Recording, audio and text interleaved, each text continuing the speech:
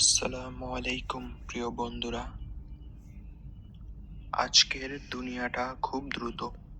সবকিছু ইনস্ট্যান্ট।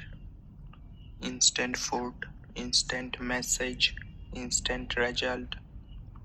আমরা অভ্যস্ত হয়ে গেছি সবকিছু এখন এখনই চাইতে। আর যখন কিছু দেরি হয় তখন মনে হয় জীবনটা থেমে গেছে। কিন্তু শোনো, সত্যিকার সুন্দর জিনিসগুলো কখনো কখনো তাড়াহুড়ো করে আসে না। একটা সুন্দর ফুল ফুটতে সময় লাগে, একটা গাছ বড় হতে সময় লাগে, একটা সম্পর্ক গভীর হতে সময় লাগে। আর তোমার স্বপ্ন, সেটাও সময় চাই। আমরা যখন ধৈর্য হারাই তখন আসলে নিজের সাথেই অন্যায় করি।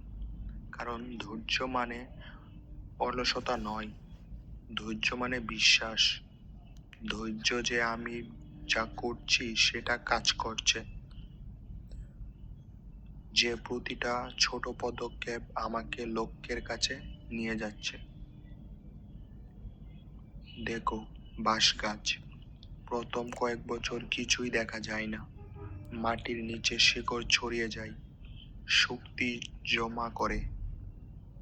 তারপর হঠাৎ একদিন, মাত্র কয়েক সপ্তাহে 30 ফুট পর্যন্ত বেড়ে যায়। কিন্তু সেই বৃদ্ধি সম্ভব হয়েছে আগের বছরগুলোর ধৈর্যের জন্য। তোমার জীবনও ঠিক তেমনই।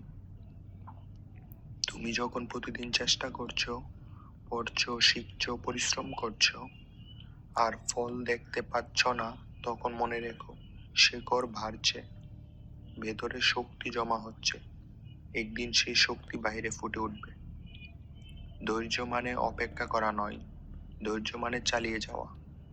ধৈর্য মানে বিশ্বাস রাখা যে সময় তোমার পক্ষে কাজ করছে।